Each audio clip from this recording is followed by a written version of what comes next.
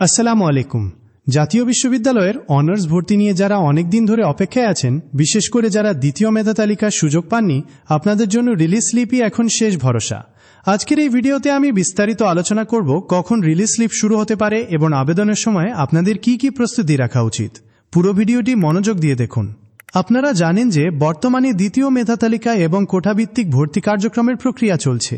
জাতীয় বিশ্ববিদ্যালয়ের সর্বশেষ আপডেট অনুযায়ী জুন মাসের 15 থেকে 17 তারিখের মধ্যে কোটার রেজাল্ট এবং ভর্তি কার্যক্রম শেষ হওয়ার সম্ভাবনা রয়েছে। অর্থাৎ পুরো জুন মাসটি মেধা তালিকা ও কোটাভিত্তিক ভর্তির জন্য বরাদ্দ। এখন মূল প্রশ্নে আসি, রিলিজ স্লিপ কবে শুরু হবে? জাতীয় বিশ্ববিদ্যালয় এখনও রিলিজ স্লিপের আবেদনের কোনো সুনির্দিষ্ট তারিখ ঘোষণা করেনি। তবে ভর্তি কার্যক্রমের ধারাবাহিকতা বিশ্লেষণ করলে দেখা যায় জুন মাসের শেষ সপ্তাহের দিকে রিলিজ স্লিপের বিজ্ঞপ্তি প্রকাশের জোরালো সম্ভাবনা রয়েছে। আর আবেদনের মূল কার্যক্রম কি জুলাই মাসের প্রথম দিক থেকে শুরু হওয়ার সম্ভাবনা সবচেয়ে বেশি। রিলিজ স্লিপের ক্ষেত্রে আপনাদের মাথায় রাখতে হবে কয়েকটি গুরুত্বপূর্ণ বিষয়। প্রথমত, রিলিজ স্লিপে আপনারা মোট 5টি কলেজ পছন্দ করতে পারবেন। এর চেয়ে বেশি বা কম সিলেক্ট করার সুযোগ নেই।